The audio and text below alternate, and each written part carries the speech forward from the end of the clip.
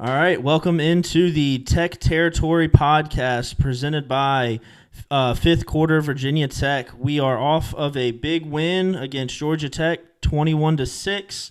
We have a big road trip to Syracuse and our seemingly Virginia Tech football playoffs right now. Every game seems like an elimination game. But before we get into that, we have basketball season starting up here in, I think, 6 days. I think the first game is Monday night. So, Josh, what do you have about basketball? I think the first thing to mention, obviously, is what happened with Hysier Miller. That's 2 years or 2 times in as many years that Virginia Tech has lost potentially a starter in Rodney Rice, but both times people who were expected to be massive contributors at the guard spot. Well, and 3 and 4 years, right? What was 3 years ago? Cartier Jada. That wasn't long ago. That was 4, but that happened during the season. Yeah, that happened too. That was 4 years ago. It wasn't long into the season though, was it? No, I do remember him. Right, I do remember him playing. We started off like 2-0, then beat Villanova, and then beat, I want to say, USF, and then he was gone. Yep. So yeah, 3 and 4 or 5 years, significant parts of the rotation leaving either before the season started or shortly into the season. Yeah, which is just it's a blow. It makes life a lot more difficult on Mike Young, who already has a very limited NIL budget.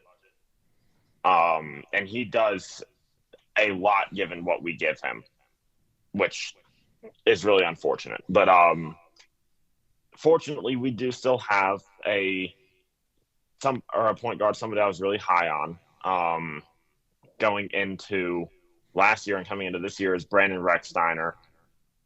He will be the starting point guard. I believe John Rothstein, yeah. Rothstein. I believe he tweeted that earlier today. Let me pull that up here. I have it on my phone.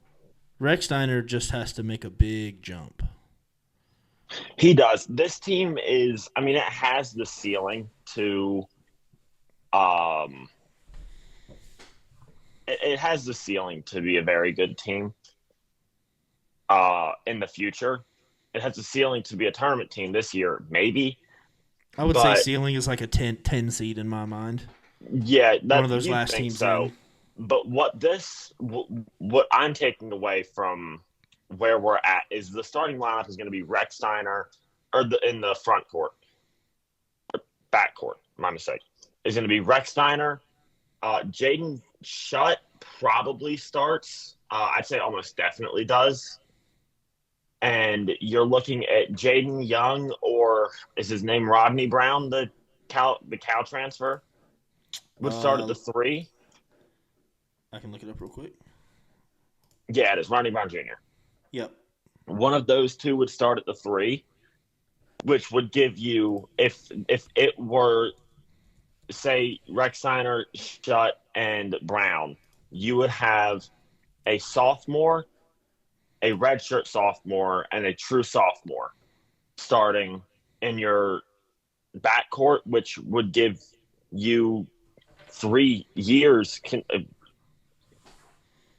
continuation, which can do huge things. Mike Young has said get old, say old, I think, every year that he's been here.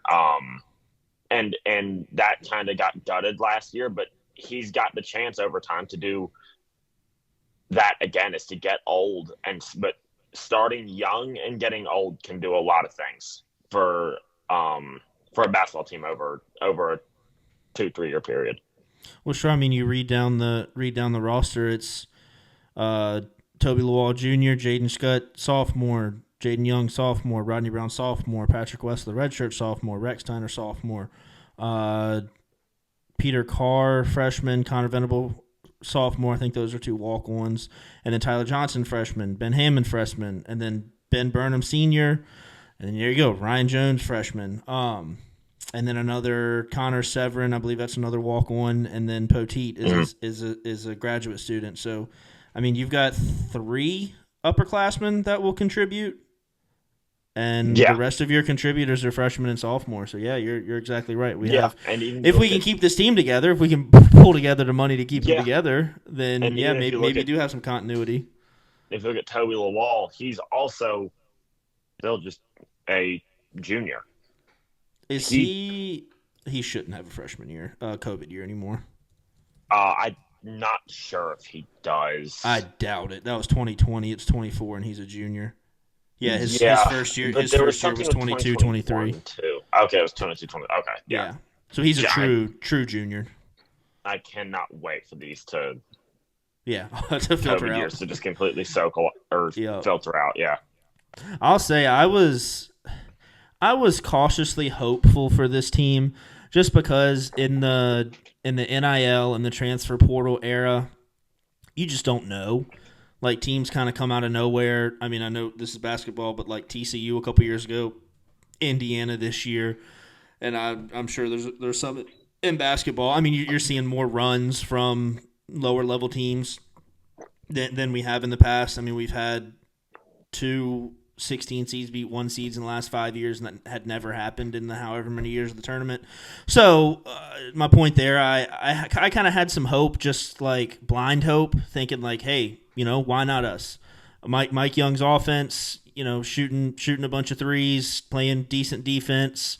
Maybe these guys, there's talent, there's clear talent. Toby Lawal is a freak of an athlete. Jaden Shutt was top 70 out of high school.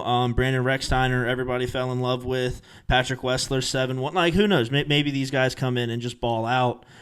But without a point guard to initiate the offense, I think my hope is in more of a waiting period now, because now in my mind, it's on the shoulders of Brandon Rechsteiner and how much he's improved over the offseason. Because I mean, we've kind of seen Virginia Tech when Justin Robinson goes down. I know that wasn't under Mike Young, but we've seen firsthand what happens when you don't have much of a point guard. We went from I mean, we're going to be a top 5 seed that year with Justin Robinson, and then he gets hurt, and I think that's the year we ended up being an 8 seed, and is that right? The year that Ahmed Hill missed the. No, we were a 4 seed that year. The year that Robinson got hurt? The year that Robinson got hurt, because we announced that he was going to be back like 6 hours before the selection show, and the committee was automatically just like, "Yep, got it." Give them where they were going into that injury. So was the Ahmed Hill the year before that? The Duke? Same year. Got it. So we were the 4 seed. Beat where was Duke of the 1 seed? Duke was the 1 seed. We beat 13 seed. That's right. Yeah. I'm with you now. And 12 seed Liberty. We didn't have to play. We didn't have to play the 5. No. Yep. I didn't remember us ever winning 2 games, but you're right. That was in the Sweet 16. So that was the same year Justin Robinson got hurt. Yeah. But so he got hurt. It was at Miami on like a funky jump. Mm-hmm. And he got hurt, but they didn't look like the same team after that. And he even played hurt for, like, he came back, if I remember right. He played against St. Louis and Liberty, and I think even Duke, he was hurt. Yeah, he didn't come back. Starting against St. Louis. Let me pull that up. He didn't come back like he was playing before that, and we saw it. So my point there is that point guards matters big time. And hopefully Rechsteiner can be what we all hoped he would be as a recruit, and this team will kind of roll. But it's just, I think Justin Robinson shot 2 for 7 from the field and had 9 points. There you go. Yeah. So when your point guard's not playing good, and what was the score of that game? 66-52, I think. Let me pull that back up. 66-52. Yep. That was just a pretty damn good team. Yes, it was. Wabisa Beatty was not bad. Not a good scorer, but he was not a bad point guard. No, he was. I mean, he was the defense. He played very good defense. And then we beat Liberty 67-58, and I believe we lost to Duke 75-73. It was a 2-point game, so that's what.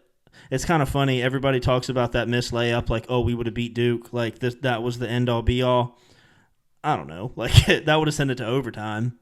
It And was 75-73. I'm more hung up on the missed goaltending with like 3 minutes left or I don't something remember like that. that. Terry Blackshear had a transition layup, and Zion Williamson jumped from like the goddamn free throw line.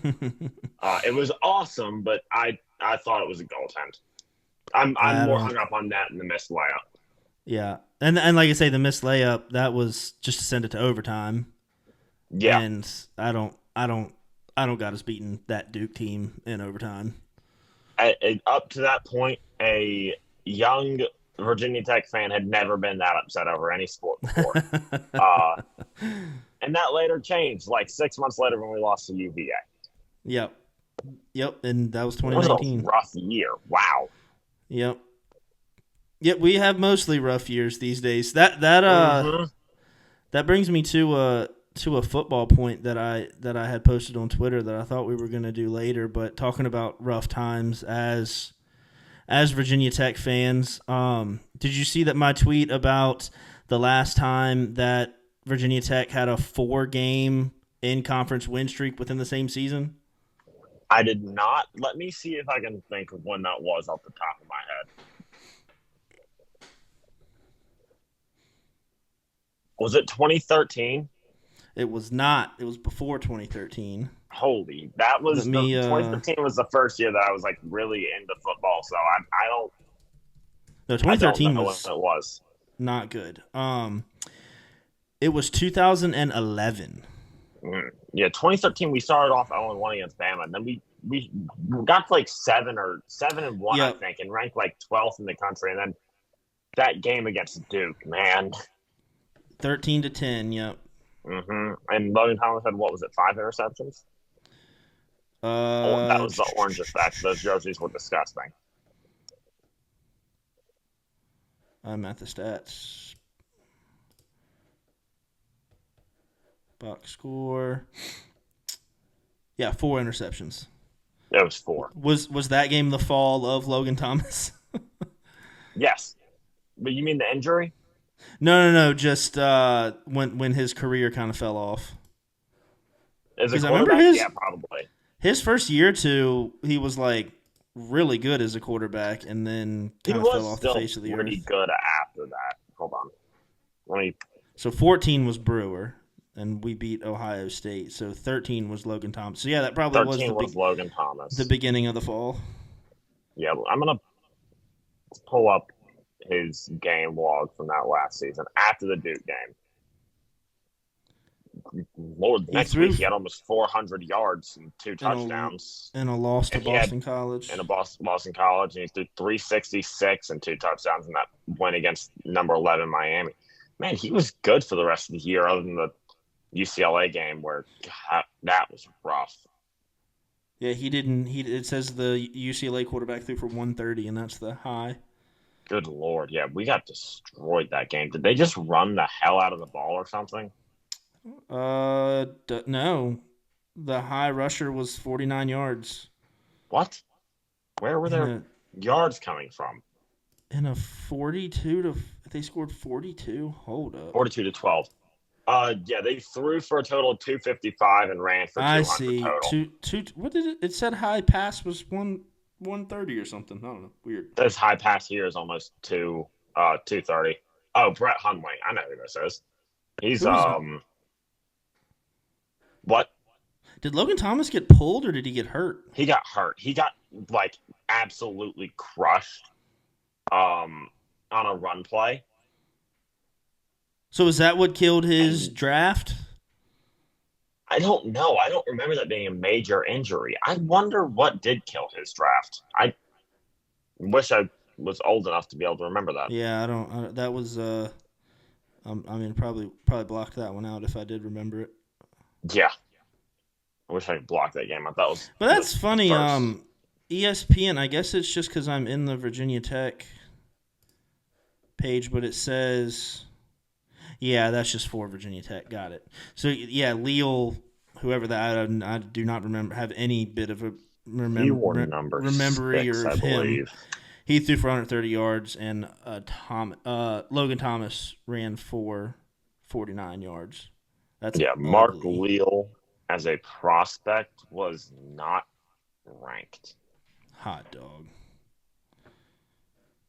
Is what this So says. so But that year we had 1, 2, 3, 4, 5, 6 wins in a row, but only 3 in conference. It was Western Carolina, East Carolina, okay. Marshall, Georgia Tech, North Carolina, Pittsburgh, and then 2012 we were horrible. Didn't have any. Oh, that's probably the Logan Thomas year I was thinking of.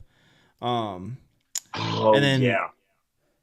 yeah, he started hot in 2011. We had a 7-game. We had a 4-game win streak. A loss to Clemson. That's our only losses were to Clemson and Michigan in 2011 with Logan Mm-hmm. Thomas as the 11 quarterback. and 3, right? Yep, 11 and 3. We started with a 4-game win streak against a bunch of nobodies, and then beat Miami, Wake, Boston College, Duke, Georgia Tech, North Carolina, Virginia. Ended the year on a 1, 2, 3, 4, 5, 6, 7-game win streak, and then lost to Clemson in the ACC championship. Which, hey, maybe we'll repeat history 13 years later, Yes, we and will. end the season on a 7-game win streak. And honestly, I'd be fine with losing to Clemson in the ACC championship. If we somehow make the ACC championship and Miami doesn't, that would be an absolutely catastrophic fall off for Miami because they have to lose 2 games. Yep. To not great teams, if I remember. We talked yesterday. Like they're gonna win every game they're playing by 100. They play like Wake Forest, and I think they got. Do they have? They have Georgia Tech this week. I think so. Let me check. If Haynes King is back, no, it's Duke this week, Georgia Tech next week. Got it. Miami, Syracuse. It was the Clemson schedule. That's why the Georgia Tech game was coming up. Oh, okay. Yeah, I have a friend or a 2 or 3 of them who really think that Duke is good just because they were competitive with SMU. Duke's not good. No. That they have scored. Hold on, I'm gonna read this off.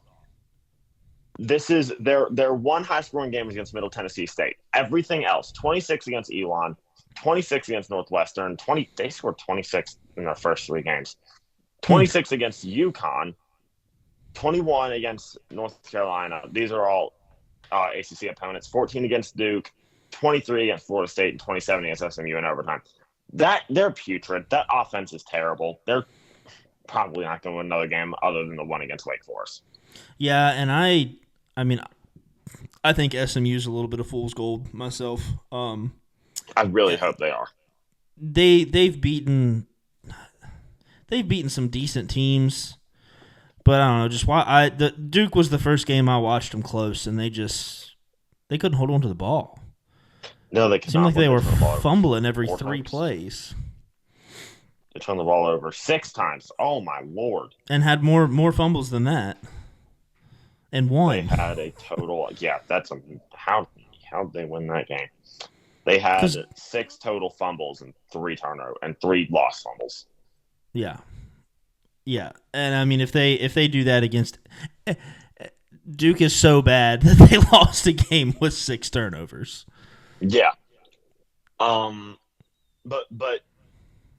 as speaking of which, SMU plays a huge game against Pitt this Saturday, which will probably be awesome. But I think Vatek Edits tweeted this. Virginia Tech has a shot at the ACC championship. Everyone knows it. We are Pitt fans this Saturday. First things first, we need to win our games, win our football games.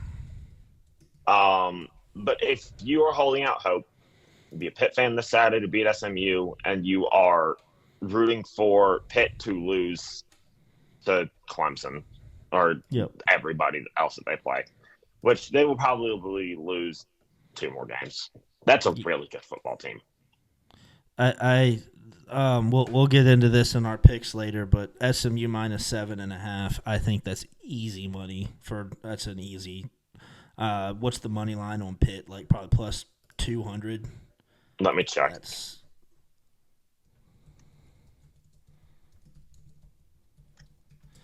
Yeah, I mean, I did decent on my picks last week, but I'm not usually very good at picking.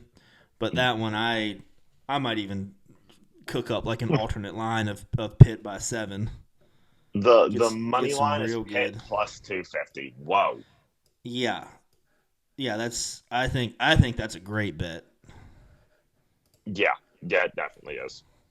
Um, I think Pitt's really good. They turned something like 6 turnovers into a 41-13 loss. I don't know exactly how many turnovers it was, but I know it was 3 pick sixes and another, at least one more interception, maybe more than that.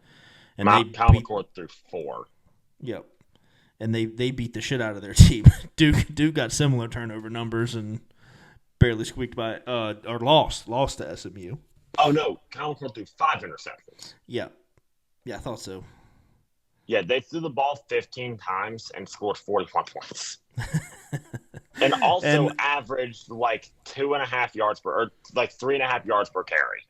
yep. All right. Well, let's get into that when we'll talk Syracuse. Let's get back to basketball for a second. Let's just look at the men's schedule real quick. Um, so we have three what you would hope would be nice, easy tune-up games. 5 games. But but I mean, in the era of NIL, who knows? But I know Delaware State is historically horrible. I don't know anything about USC Upstate or Winthrop. Is Winthrop one of those that has kind of been spicy in their conference in the last few years? In their conference, maybe. I'm not sure Either exactly how way, good they are. they are mid-major to low-major teams, and Tech should handle them. I think if Tech wins by 10 to 15 plus, we don't really learn anything. I don't think them winning by any number will give me hope for the rest of the season. I think if Tech loses any of the three of those, that's going to kind of tell us something about how the rest of the season is going to go. Yeah. Yeah. What do you You have? Go ahead. I like the start of the schedule, and even Penn State, they I mean, it's Power 5 or Power 6, whatever the hell it is in basketball. Power 5 now because you still have the Big East beat on its Pac-12. So they're still Power 5. If we want to have a good season, you'd beat them. I don't know if we do. I don't think Penn State's good. I don't think we're good either. But if we have a good season, that's a team that, if we're good, that's a team we beat. Yep. And you really, and then you play Jacksonville. You really want to be 5-0 if you can when you head down to Fort Myers and win one of those. Is Jacksonville part of the Fort Myers tip-off? No, they come up to Blacksburg. Weird. Just the VT basketball schedule shows Fort Myers tip-off above the Jacksonville game. I wonder if that's one of those where they're on campus for the first games and they don't matter. Interesting. That says on I wonder if that's just a typo. Oh, yes, it does say that. I didn't see. Let me check the ESPN schedule. Yep, they are. They're in the Palms division. Wow. So it looks like they're doing on campus for the first game. It's going to be Beach Division versus Palms Division. And the Beach Division is definitely the premier one. It's Michigan, South Carolina, Virginia Tech, and Xavier. The Palms Division is Jacksonville, Mercer, Miami of Ohio, and Siena. Never heard of Siena before.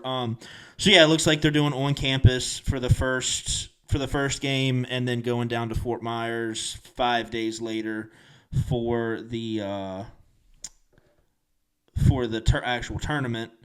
I don't love that it's a 2-game tournament. I like the bigger ones, the 3-game ones, but we didn't get that draw this year. Yeah. But we are, I mean, and I'll be all, we're in a pretty good field. Michigan, you have Michigan, who was, in the national championship 4 or 5 years ago? Yep. You have Xavier, who's historically not elite, but pretty good, and then you have an SEC school in there. Which, again, honestly, I mean, it might be kind of perfect for Tech because are any of those teams ranked? No. So it's like there's some names there, but if Tech does turn out to be, the team that I hope that, this thrown together team can be, maybe you come out of there with a win, with two Yeah, wins, and who knows?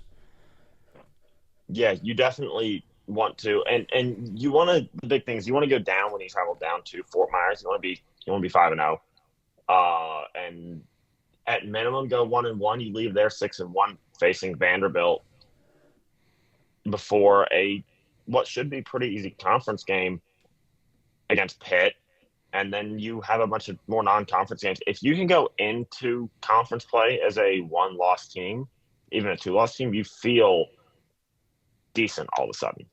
And then we're Like gonna get our maybe teeth this kicked team in by can, Duke and Miami, but yeah. And then we get our teeth kicked in by Duke and Miami, and that all goes away when we play at Stanford and at Cal, and what I have to imagine is the same road trip. I wonder if we But have. we might we might be 1-0 and what 15-1, 14-1, 13-1, something like that. As we go into conference play, and then lose like the first four. Oh yeah. Yeah, I think even if this team is the team that I kind of hope they are, best case scenario is, I don't know, what do we play, 20 conference games? So best case scenario is probably like 11-9. In This conference, team, yeah, that's absolutely. If we can be 500 or a little better in conference and do good out of that's conference, and that's a good season for us. yeah, and that's given us a lot of hope for next year if the team can stay together. But yeah, the top Yeah, end of this especially with the young conference, team. the top end of this conference with Duke, Miami. I want to say Clemson's up there this year. Hmm. I don't know about Notre Dame, but yeah, we play Miami twice. We play Clemson twice. North Carolina's right back up there. So yeah, that's what I just named 5 or 6 almost guaranteed losses right there. Yeah, Miami twice, Clemson twice, Duke and Carolina. That's 6 losses right there that yeah. Let's just beat I'd feel UVA. pretty comfortable, pretty comfortable betting on right now. Yeah, let's just go beat UVA. Yeah, which hey, their UVA's falling apart. Yes, Tell they us are. the UVA news from today, and go into the. We didn't really talk about the Tony Bennett thing, so go into that a little bit too. We didn't. Yeah, he retired. Again, we went over this much. If it's health, which I don't think it is, At according to this him, point, it's no. not. But I hope I hope everything's okay. But like, man, you don't feel good as a UVA fan being just like having your coach who's won you national championship and has done so much for your program. You don't feel good having a coach turn your back on you like that. Even though he was gracious, thankful for what UVA has done for him, he leaves 2 weeks before the season. Yeah, That's just you. I don't understand if I don't understand it if a UVA fan can feel good about how that really transpired. I think if I'd be pissed, and I want to say if like Mike Young did that, I'd be like an unforgivable, you're bottom of the barrel Virginia Tech type of guy.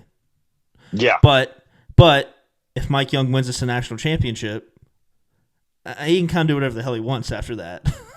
If that's leave the well, seat, there's a leave. difference between I hate to say it, there's a difference between a national championship of Virginia Tech and UVA.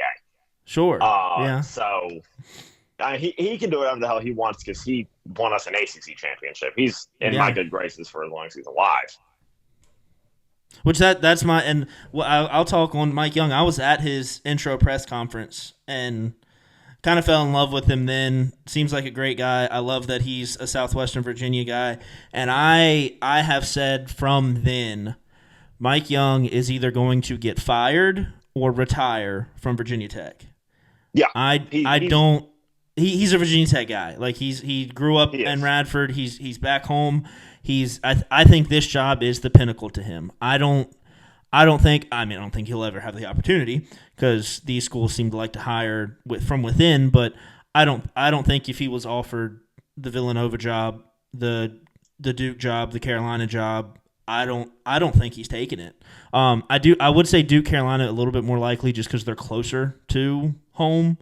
But yeah, I think Virginia Tech is his pinnacle. I think that's where he wanted to be, and that's where he grew up. That's where he grew up going to games. I think he's at his place, and in my mind, he's a Tech guy. That gives him a lot more leeway in my mind. Yeah. And what I think a lot of people across the country don't realize is how good of a coach he is, because we have like maybe the worst basketball NIL fund in the ACC. If not, it's down and near the bottom of the barrel.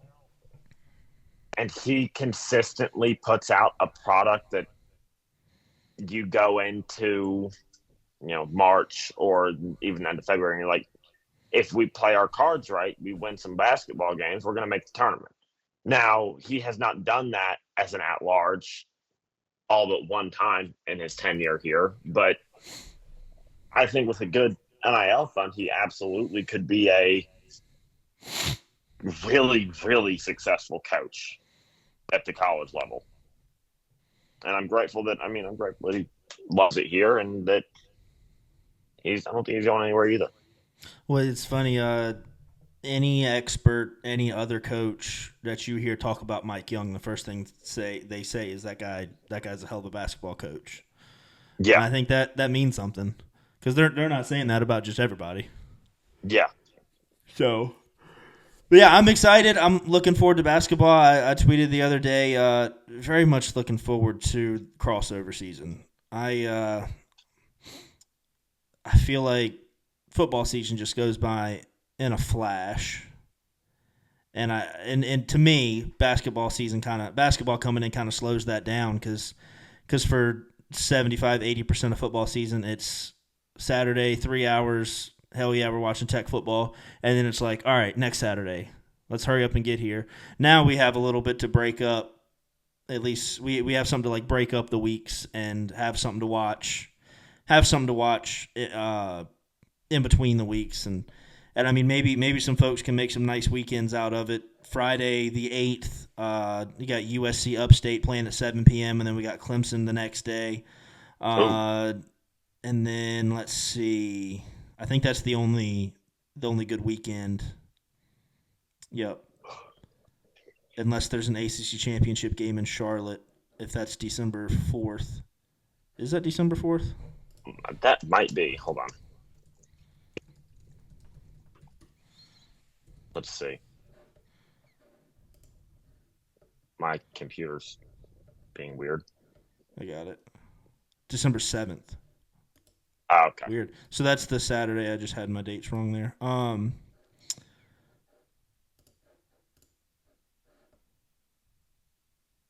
Yeah, Wednesday, December 4th. Oh, and then Saturday, December 7th, Pittsburgh and Blacksburg.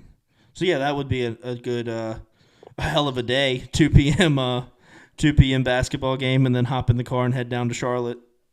Oh, I almost went to. I was really, really hoping that the Tech Rutgers game, oddly enough, would be a noon game, because I want to be at the Bristol night race. Mm-hmm. It's 3:30 game. Race started at 7:30. No chance I was making that. I tried like hell a couple of years ago. Tech was playing at either Duke or Carolina, and UVA was playing at the other one. One was noon and one was a night game. And I tried like hell, because I'm from around Charlottesville and know a bunch of UVA fans, and I tried like hell to find somebody to go with me to go to both games. couldn't do it, and I wasn't making the trip down there on my own. No. But yeah, if anybody has that college football campus tour guy who does like 2 games in a day and 5 and 6 games in a week, that guy's built different. Yeah, I will never understand that, or how he pays for it. Oh, that's the biggest thing. I get paid tomorrow.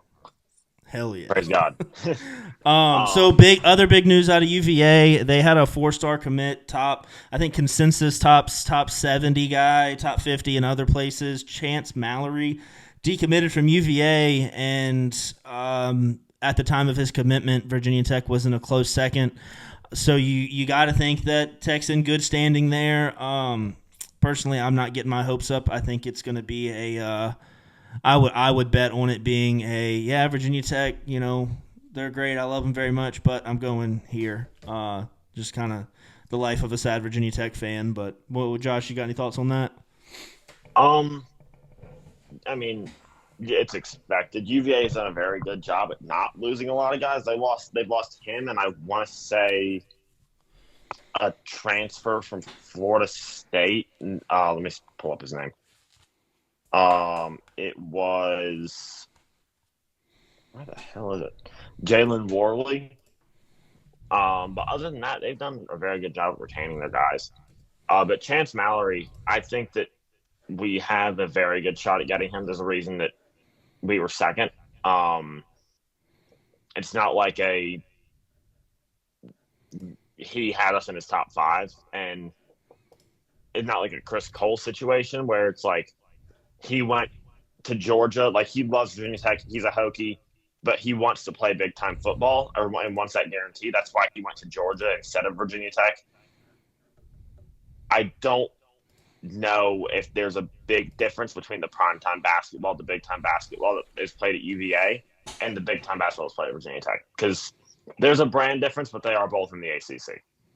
Yeah, and they're 3 hours apart from one another now. They're 3 hours away. They both play Duke at home. I'm not sure if we play Duke at home, but like they both play the Dukes. They both play the UNCs. They play each other. Those are always good games.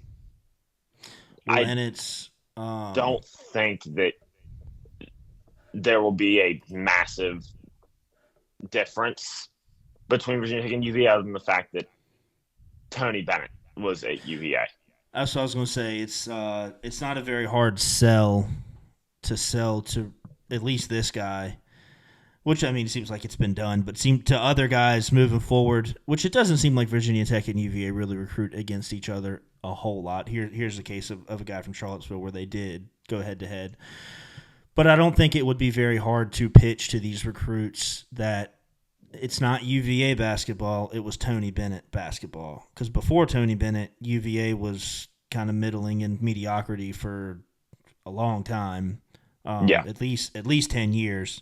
Tony Bennett comes in, his first couple of years are nothing special, and then obviously right there around the early 2010s turns it on and starts winning like every freaking ACC championship.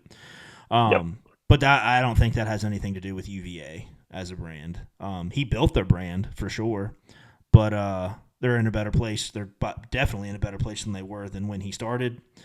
But if I was Mike Young texting this guy right now, or texting other recruits, or talking to other recruits right now, it's not a very hard sell to be like, hey, look what they were back in like 2007.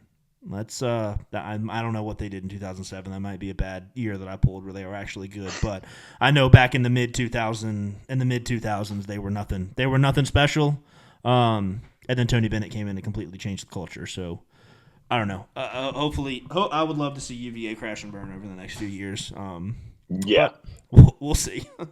And you look at those schools that have it's every time you have a blue blood program who loses a coach, whether it be football, basketball, baseball, anything, who loses that legendary coach, you either see that program make a perfect hire and pick up right where they left off, or you see it completely go to shit, and that program's in trouble. It happened to us. Happened to you can think back Georgetown. It's happening to Villanova right now.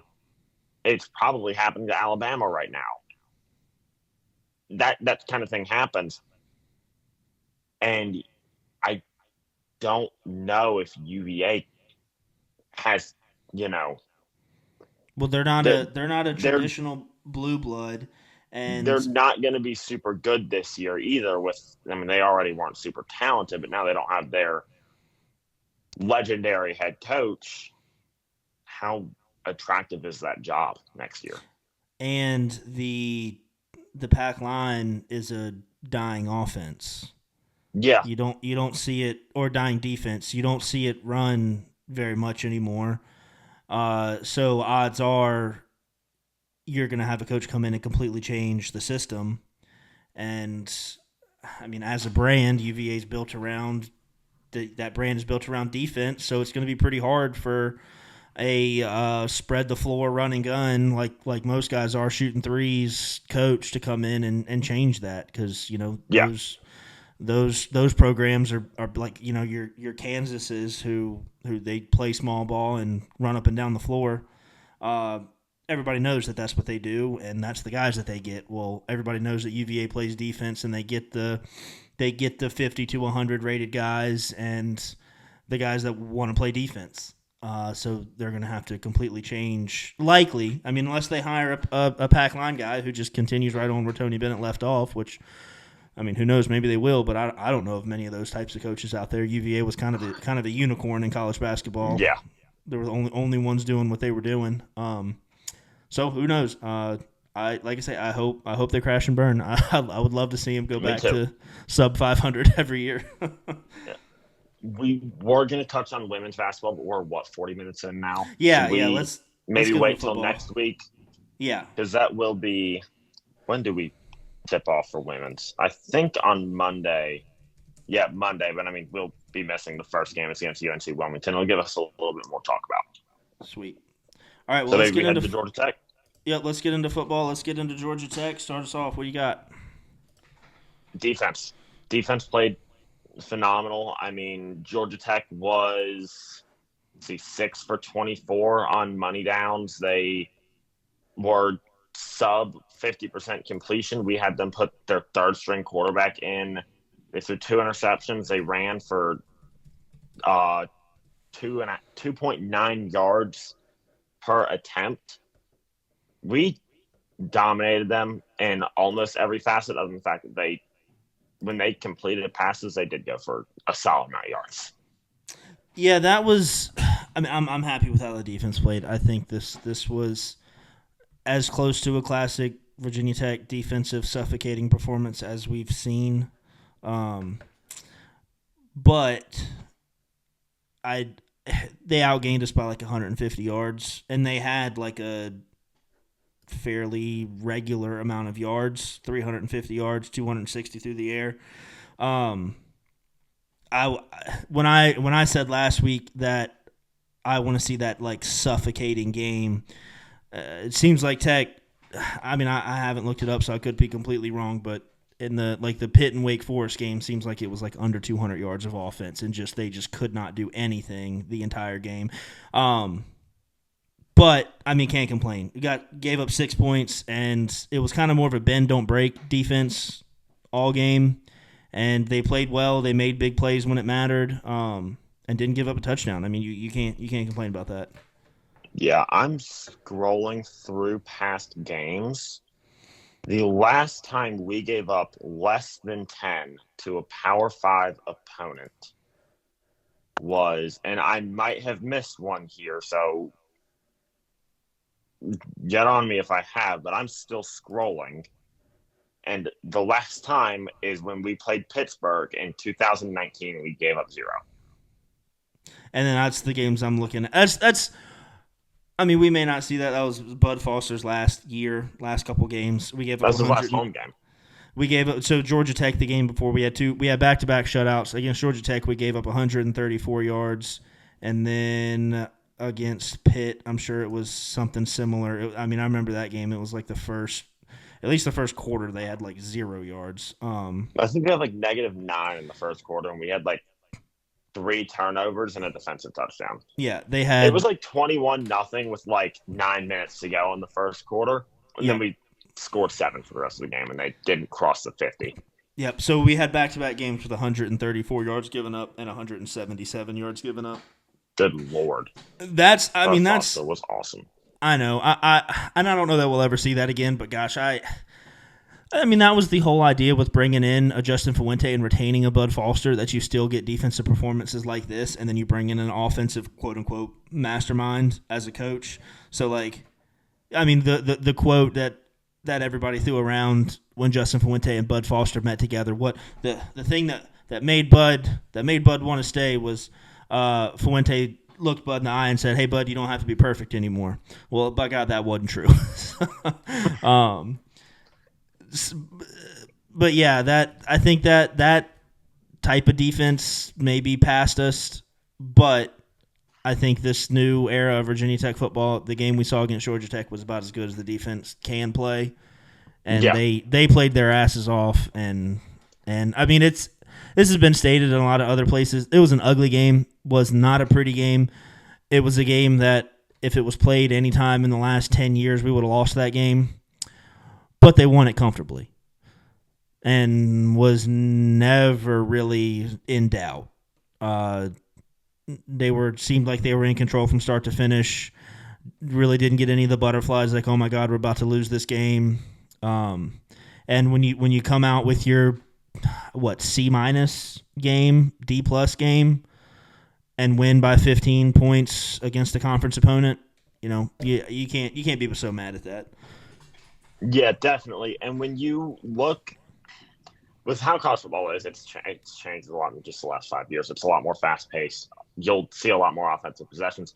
Against Vanderbilt, we had 4 first half possessions, but that's not typical. You'll see 10, 8, 9 first half possessions.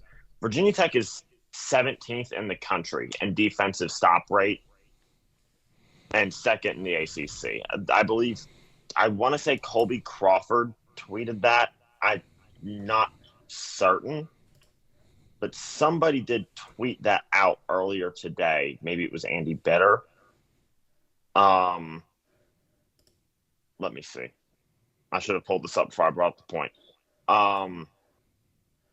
But we are, regardless, up near the top in the country of defensive stop rate, and that's incredibly promising. That's drives that end in punts, turnovers on downs, or turnovers. And, I mean, we didn't let Georgia Tech in the end zone. We haven't done that in a really long time to any team, yet alone a Power 5 team. I think also the last time we didn't let a team score a touchdown was Pitt, because we let Wofford score a touchdown in 22, didn't we? Yeah, I remember those games being like 30-17 or something. I think it was 27-7 against Wofford, because they were horrible. So were we.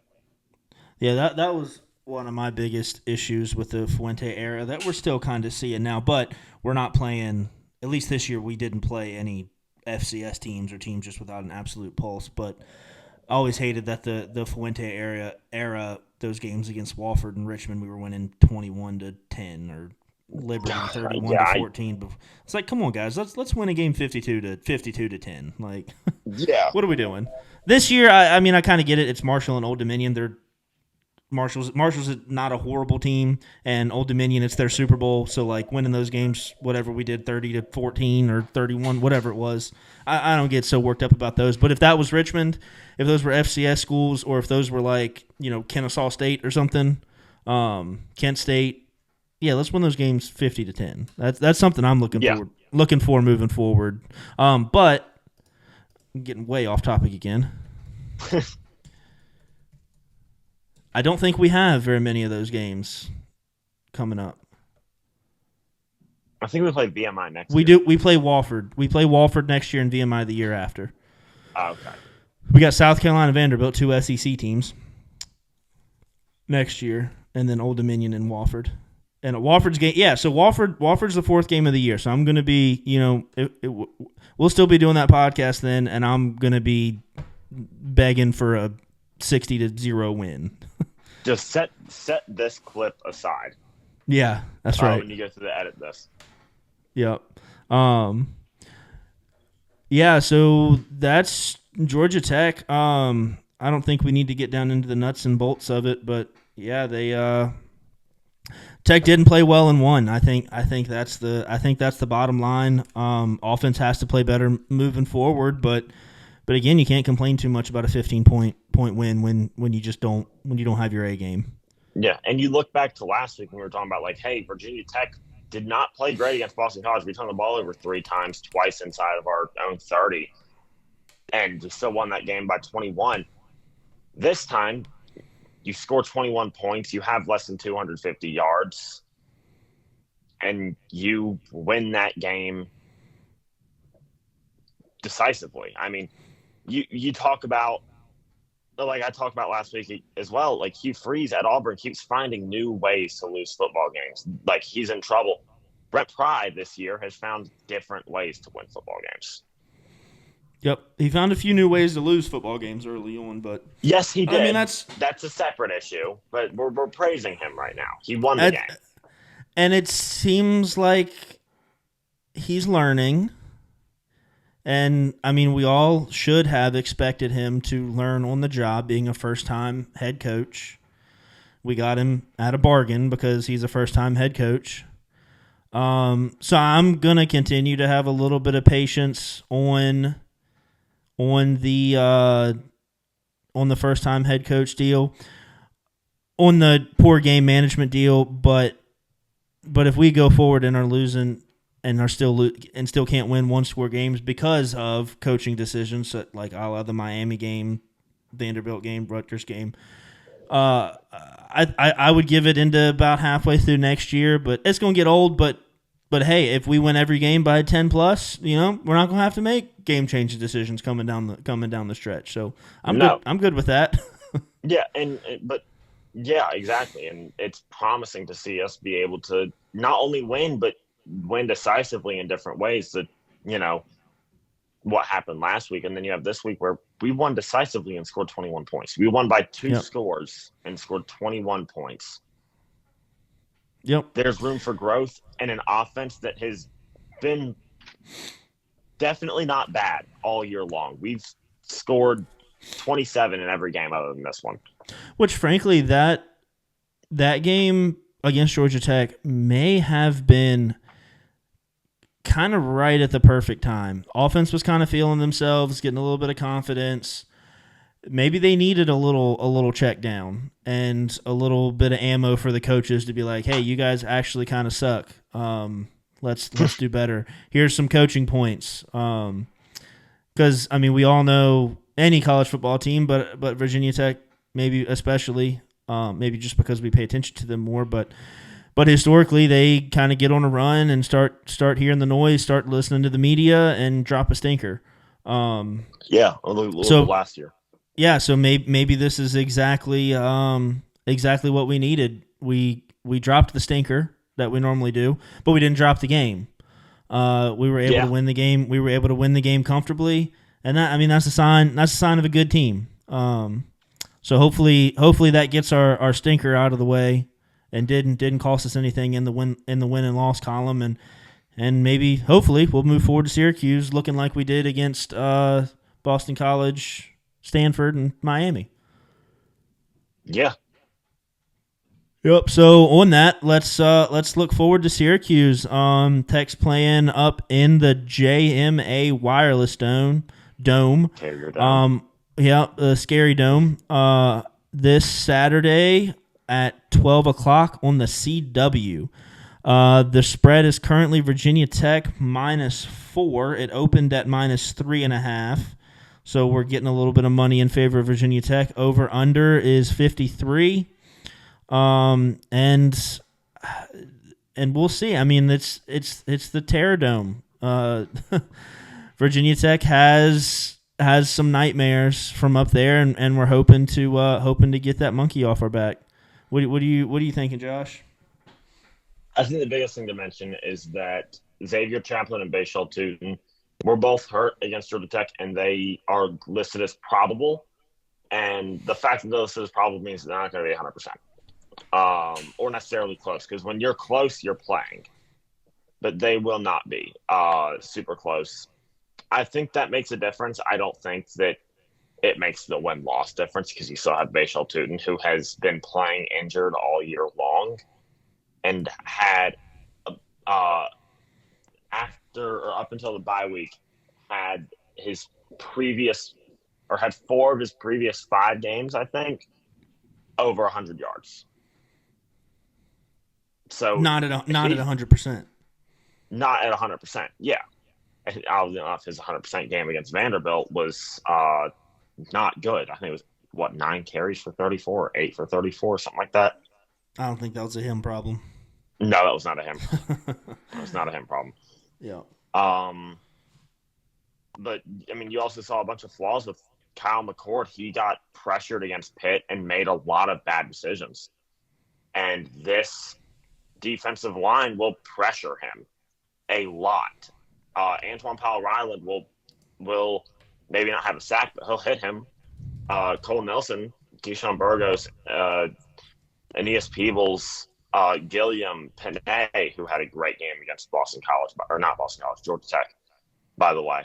Those guys might not get to the quarterback, any of them specifically, but they'll hit him. They will make his life difficult. They will give him a rattled pocket, and this defense will have opportunities to force turnovers. And I think that is ultimately what makes a difference in the game, is making sure that we're able to force a couple of turnovers. Yeah, I know Kyle McCord threw it for like 60 odd times. And I mean that's gonna be significant for Virginia Tech. This one of probably the strength of our defense is our pass rush. So I think a big key to this game is going to be to start hot. If we can force Syracuse into feeling like they need to throw the ball, then our defensive line is going to eat. I don't know much about the Syracuse offensive line, but I know that our defensive line is kind of second to none. And it looks like Syracuse isn't a great rushing team. They don't try to rush. Looks like their rush play percentage, I hope I'm looking at the right season, but we're going to go with it. Their rush play percentage is 35, which ranks 133rd in the country, which is damn near last. Their yards per rush is 3 yards per rush, which is 126th in the country, which is damn near last. Their rush yards per game are 85.3, which is 128th in the country. So damn near last. So I think that sets up very well for Virginia Tech. Passing, they're number 2. Number 2 in the country in pass play percentage at 64%. 64. They're decent at passing. They're 64% completion percentage, which is 34th in the country. 49.7 passes per game. That's number 1 in the country. Passing yards per game, 350. That's number 3 in the country. So all that to say, I think this game sets up for the Virginia Tech defensive line to kind of tee off. And I think that's exactly what we need. They have done best when teams get behind and feel like they need to throw the ball, and you know they're going to throw the ball. Well, that's just Syracuse's offense. You know that they're going to throw the ball. Hopefully our cornerbacks are healthy. I know Mansur Delane went down, but good gravy. If we can leave our good corners and safeties kind of on islands out there and send 5, send 6, I'm excited about it. Oh yeah, and I was on my phone taking a look. We have allowed less than 3 yards, or not less than 3, less than 4 yards a carry in 4 of our last 5 games. So one outlier being Miami, where they averaged 5.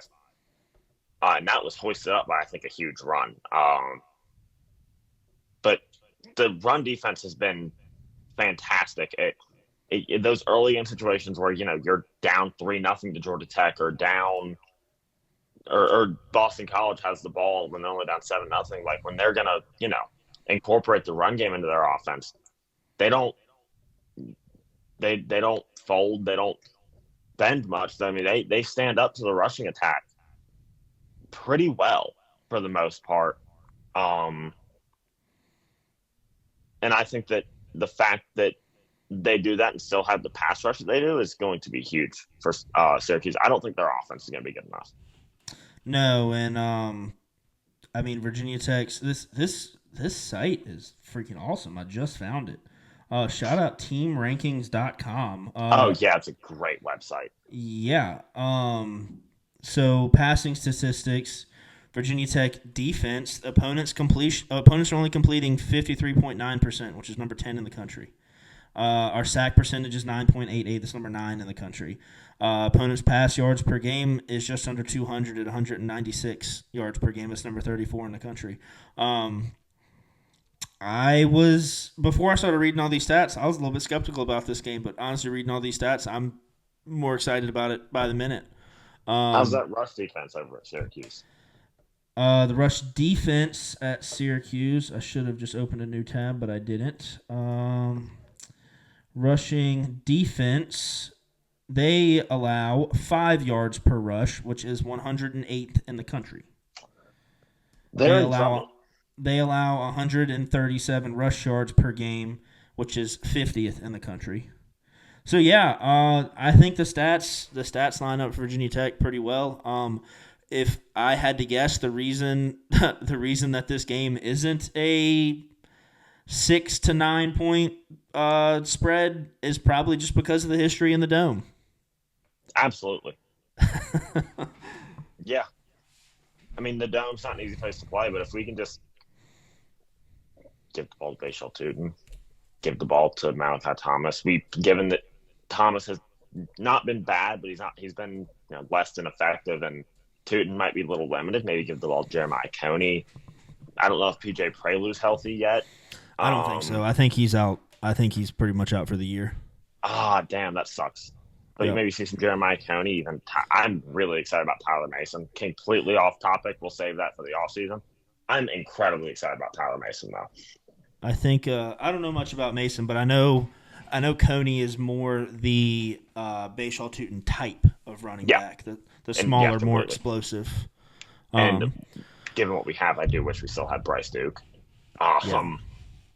Or I mean, there's a couple of running backs. Over the offseason, we kind of waited on Ramon Brown, and he ended up not being academically eligible, and a decent running back transfer from Colorado, who I don't think has really broken through this year on whatever Arizona is coming to mind, Arizona State, wherever he ended up going. I don't think he's really breaking through. But Alton McCaskill is one that might have been pretty nice to have on the roster as a number 2 or number 3 back. For sure. But from what all the tea leaves kind of said back then is he was ready to come to Virginia Tech, but the coaches told him to wait because we were waiting on the Brown fella, and he ended up not being eligible. So we kind of shot ourselves in the foot there. Which sucks because Ramon Brown is ridiculously talented over Maryland. Yep. Is he still there? Did he end up going somewhere else? He's probably if he's anywhere, I would bet he's at like a community college. Oh man, he is at. What in the hell is this? Bluefield State. Jesus. Oh, hot dog. What's he doing? What's he doing over at Bluefield State? His highest on the year is 63 yards. He's. I'm Winston-Salem, not incredible at math, but 232 yards on 66 carries is less than 4 yards a carry. Let me check. And 0 touchdowns, and 18-yard long. I mean, I don't want to. I know he's a talented back. He was very highly recruited. Division II. I would say Division II stats are going to be hard to put very much stock in. I have no idea what their offensive line is like. So, true. So I mean, he could be killing it to have rushed for 230 yards on 60 carries. Yeah, and there are those, like there's a couple Mississippi high schools that funnel talent, like those guys who aren't going to, like we had a kid go to Alabama, we had a kid go to Jacksonville State, Arkansas State, but those guys who don't end up going there, who are still pretty good, get funneled directly into a Division II. And those teams can end up being ridiculously good because they have chemistry. So it's hard to put stock in this Division II stats, but that is weird coming from a guy who's as talented as he is. He averaged like 12 yards a carry in high school. Yep. Yeah, so that did hurt not having a good solid running back too when we had 2 options, but that's where we are. I think we've kind of hit on Syracuse pretty good. I'll just throw out a couple little things here. ESPN's FPI has Virginia Tech 68.9% chance to win the game. Virginia Tech's last 5 were on a 3-game win streak after back-to-back losses to Miami and Rutgers. Syracuse's last 5, they beat Holy Cross, UNLV, NC State, and 3 kind of underwhelming. I guess Holy Cross they beat 42-14, but then barely squeaked by UNLV in overtime. UNLV is a decent team, but they are a group of 5, and then beat a very disappointing NC State team 24-17, and then threw 5 interceptions against Pitt on the way to a 41-13 loss. Yeah, that last 5 is really, really bad. Yeah, not very you're impressive losing to there a for the very bad Syracuse. Stanford team. You're getting destroyed by. I mean, while they're not bad, they're not like an elite team. Pittsburgh, I don't think they haven't lost yet, so I can't say that for sure. But they don't strike me as an elite team that should be doing that to a competent football team. Yep. And you barely beat again, like you said, not only disappointing, they're pretty bad. They're really bad. That NC State team. The best win there is either UNLV, as they were, I believe, in the middle of a quarterback switch with the NIL issue. Yep. And Holy Cross, which they almost beat Boston College last year, I'm pretty sure. That sounds right. The more I look at this, the more I start to shy myself away from thinking Syracuse has a snowball's chance in hell as long as we don't shoot ourselves in the foot a lot, which we have done 3 times this year. Yep. By starting someone by the name of Parker Clemens. Yeah, we'll see how that goes, and he looks like he's starting again. So he is, and in all reality, he's not that bad. He just has his moments. It is really what it is. He's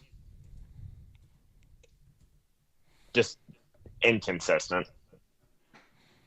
Yep. So do you want to talk on the Clemson kickoff time for a second? Yeah. This game, if we win and Clemson wins, which are both, according to ESPN FBI, pretty likely to happen, this game would be against a 4 straight wins, 6-3 Virginia Tech team, and a 7-8 straight wins, 1 lost Clemson team. And College Game Day has kind of had a thing for going, bringing Lee Corso back to some of those places that he went to early on in his career that had meant so much to College Game Day as he's edging closer and closer to retirement. Virginia Tech is one of those places. And you might see College Game Day come here. Alabama LSU has a shot. I think they're much more inclined to go to the Grove at Ole Miss than they are to go play? Georgia. Gotcha. I think they're much more inclined to go to the Grove at Ole Miss than they are to go to Alabama LSU. But I think that if Tech and Clemson both win, this could be a ESPN College Game Day game. It's got a shot, and it's kind of trending towards that 8 p.m. slot on the ACC network, which is pretty lame, but I'm going. I don't care what the game's on. Sure. If it's 8 p.m., I'm happy. Well, it does seem like the ACC network is a national channel now. Like everything has it, so. Yeah, it effectively is. My thing is, I really, really hope that if we get 3:30 or noon, I want it to be on ESPN, and I want it to be because College Game Day came to Blacksburg. I don't want to play at 3:30 on ESPN when ACC Network came to the game. Yeah. No, if we are playing if we're kicking off when the sun's up, College Game Day better be there. Yeah, and I want the full on production. I want the Kirk Herbstreit and whoever, Reese Davis or Chris Fowler. I get the two. They're the same person to me. They look the same. They kind of talk the same. Whatever that crew is, I don't know. I don't think we're gonna get it. Especially now that the SEC is on ABC. And I think all the ABC games are. Oh no, I know all the ABC games are filled up for that day, so I'm sure. Yes, they are. I'm sure that's where Kirk's crew is going. But Well, yeah, I don't Kirk I don't and really. I think Chris Fowler. I think it's Chris Fowler. I get them mistaken too. They commentate only for ESPN. Oh, really? Only on Yeah, flagship it's ESPN? only. Yes, if I'm not mistaken, I'm 99% sure on that. So they will. If we're on ESPN, they'll probably be commentating our game. Because if we're on Cool. ESPN, then it will hopefully be College Game Day. I can't say that for certain, but I think after the SEC schedule came out, what I was seeing on Twitter was that it was if we were getting a night game, it was going to be on ACC Network. if we get that game, it's Period. on ACC Network. ESPN has taken a Missouri versus Oklahoma game, I Yeah, think, something dumb. And then for their night Tennessee's slot. games in there too. Tennessee, I think plays at noon on ABC, and then LSU, Alabama play at night on ABC, and Ole Miss, Georgia play at 3:30. I think. I'm not for sure on that, but I'm pretty sure if I'm remembering There correctly, that's what it was. was. I wonder if I can pull that up quickly because there was a post that had Tim a bunch Thomas of quote tweeted it. a bunch of ors in there.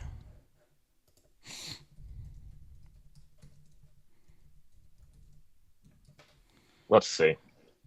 Here we go. I got it. Okay. Yeah, Mississippi State, Tennessee is either 7 or 7:45 on ESPN or SEC Network. The other game will be Oklahoma at Missouri at 7 or That's right. 7:45 at ESPN or SEC Network. So flagship ESPN is off the table, and then ABC is off the table. So it would either ABC's off be the table. 3:30 noon or 3:30 on ESPN, or which I guess that does have a chance to get the A-listers. I know they've done some early games this year. If we kick off at noon, I will raise hell. That would be really lame. 4 weeks in a row and on a 4-game win streak with likely number 9, number 8 Clemson coming to town. Yeah, that would be. Yeah, we will be. If we dominantly win this game, there's not an impossible chance that we'll rank, but we'll be receiving votes for sure. Oh yeah, we're already receiving votes in Regardless, the coaches poll. Yeah, if we win this game, we're receiving votes for sure. Yeah, And I think the JP poll, Josh Pate, has us ranked too. Yeah, I think for us to get ranked, there's going to need to be a few teams between 15 and 25 lose. Probably like 4 or 5 teams between 15 and 25 lose. And it's happening. No kidding. We're going to have to beat Syracuse convincingly, decisively. Yeah, a 31-10 type game, and every touchdown after that gets you a couple more votes. Yep. So yeah, we can cross our fingers for a 23rd against number 8 or number 9, but I'm banking on even with a decent win like 30-21 or something like that, we'll be solidly in the receiving votes, and it'll all come down to the Clemson game. Yeah. Please, for the love of God, let me not have to wake up before the sun so I can tailgate. That's all I care about. I'm going to go to the game. I'm going to be loud. Like I said, I stay for the whole game. I don't want to have to wake up before the sun's up so I can go tailgate. Yep. That's never fun because then I'm pissed. Especially if it's a noon game and we lose, I'm going to be pissed all day. That's the biggest thing, man. That's why I'm a big fan of the bye week or the Thursday game against somebody not good. Man, you wake up Saturday morning. They do if it's a Thursday game, they do their little like 2-minute segment on you on game day, and then you just kick back and watch football the rest of the day. No stress, no worries. That is the benefit of a noon game if you have a good football team. You get to watch your team first thing. If you're going to kick the shit out of whoever you're playing, you put that win in your back pocket and you just enjoy the afternoon slate. But man, a loss in a noon game is. Whew. And when Vanderbilt. You don't have a fantastic team, when you have a team that's not great but not terrible, you want to play that night game because you can just kick back, relax, watch college football, and then when 7:30, 7:45, 8 o'clock rolls around, all right, let's go watch my team either rip my heart out or beat the shit out of somebody. I'll give a little bit of preview of my prediction for next week. Unless Clemson looks real flawed this week and Virginia Tech looks really good, I'm not. I'm not overly hopeful about beating Clemson. They've looked like a machine. I am always hopeful. I will get my hopes up. I will be sad when it's 21-0 before halftime. But Clemson just looks really damn good right now. They're really good. Virginia Tech's gonna. I mean, and it could. I'm always the hey. You never know. Like the game. You got to play the games for a reason. But yeah, Tech's gonna have to play their A+ game, and Clemson's gonna have to play their B- game, C+ game for Tech to have a chance. But what forces that B- C+ game is having fans there. Yeah, we have our fans. We're at home. We have a good football team. We force them into that. Yeah.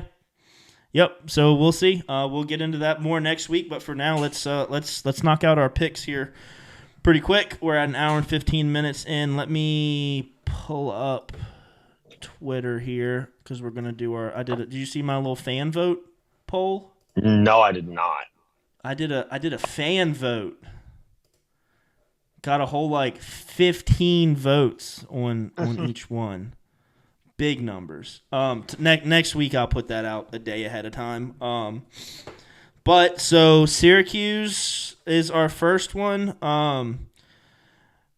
I think pretty obviously me and Josh and the fans are taking Virginia Tech and the point. So Virginia Tech minus 3.5.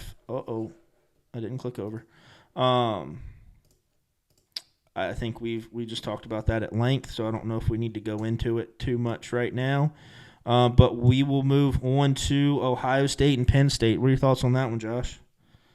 I have the over. It's at 45.5. I have no idea who's going to win this football game because you have an unstoppable force, you have an unstoppable force in Ohio State and an immovable object in Penn State. But you also have a stoppable force, which is Ryan Day being, 2-7 against top 5 teams in his career, and a movable object, which is James Franklin being 1-7 against 1-9 against Ohio State, I think, actually. Yeah, his record against career, Ohio State and Michigan is not good. No, it's not. And Ryan Day's record against top 5 teams is not good. And it's on the road at Penn State. That place is going to be bumping. It is going to be loud. So I don't have a pick. I'm picking the over at 45.5. I'm going to take Ohio State and the points. I am kind of clinging to that Ohio State is still one of the 4 teams that can win a national championship, and I don't think Penn State is quite there. I know the health of Drew Aller is in question. That could be a big play in this game. I don't. They could have said he's fine. I don't know. But yeah, Ohio State is supposed to have one of the best defenses in the country, or the best defense in the country. Hasn't looked like it the last 2 weeks now after a loss to Oregon and a significant scare against Nebraska. So I'm kind of banking on that Nebraska game being the kick in the teeth that they needed to get going. And Penn State just hasn't looked very impressive to me this year. Ohio State really hasn't either, but it's Ohio State. And Penn State doesn't beat Ohio State these days, so that's what I'm going off of. No, they don't. I will nitpick you one thing here. There's more than 4 teams that can win national championship this year. There might be 10. I think there are maybe. I mean, I think the field to make the playoff and the field to make the national championship game and the field to win the national championship are very different. In my mind, it's Texas, Ohio State, Oregon, and one more that I'm not Georgia that can win the national championship. I think Orga. I'm going to stop talking. I think Oregon, Georgia, Penn State, Ohio State, Texas, Tennessee, Notre Dame, Texas A&M. We haven't talked about them. They're really good. Mike Elko is an incredible coach. And I think Clemson can too. And I don't know about Indiana. They also Clemson would be my 5th. To the ones that I think can win the national championship. Now, I also don't feel very strongly about it, and with this next statement, those are the ones I think will win the national championship out of those 4 or 5. Would not shock me if any one of those 10 that you just named did win the national championship. Yeah. I'm not saying I don't think that they will, but I think that it's entirely possible, especially Texas A&M. I don't think they're the number 10 team in the country. I think that's the top 5 team, top 6 team in the country. Yep. They're good. They're really good. So Ohio State, the fans, if I can find it, I'm not seeing it. They took Ohio State and the points with a rousing 6 votes. 83% of those 6 votes picked Ohio State. Also screwed it up a little bit. I tried to do it in like the replies, and I should have just done 5 different tweets. Yeah. But they took Ohio State. Next we have UNC at -2.5 at FSU. Who you got, Josh? I mean, UNC -2.5. FSU is disgustingly bad. I'm starting to think they might get left out of the playoff. Again, yeah, maybe. they're so bad. It's really pathetic, and it keeps getting worse. I mean, I'm not going to stomp on them too much because I've done it plenty. But man, they're so bad. Yep. And UNC has a pulse. UNC has a pulse, and Florida State doesn't. Yep. Just beat the shit out of a bad UVA team. So yeah, I've got UNC and the points, and I think 2.5 is a pretty easy money bet there. Yeah, and to step over to UVA real quick, it's off topic, but they started off 4-1. They're now 4-4, and it's you're going to be hard pressed to find a win, yet alone 2. No, they're not winning the game. We hope they do. The schedule, they hope they do. We hope they do. Or we hope they do. We hope they beat SMU and Pitt. And yeah, do they play Pitt? I thought so. They might not. I'm not sure. I really, really hope that they do. I hope Pitt beats SMU and UVA beats Pitt, or vice versa on both of those. Yeah, Virginia's SMU at Pitt. And Virginia's at Pitt when we play Clemson. Yeah, I mean, yeah, I hope they win one of those games and play spoiler in the ACC championship race. Yeah, I'm predicting 4 losses: at Pitt, at Notre Dame, SMU at home, and then at Virginia Tech. That's a kind of murder's row in the conference. Not win a football game. No, I don't think they're winning another game. Tony Elliott's in trouble. He's also, if he can't find a way to win one, if he wins one of those games, he gets a ranked win, or he beats Virginia Tech at Virginia Tech, he saves his job. If he wins one of the last 4. Yep.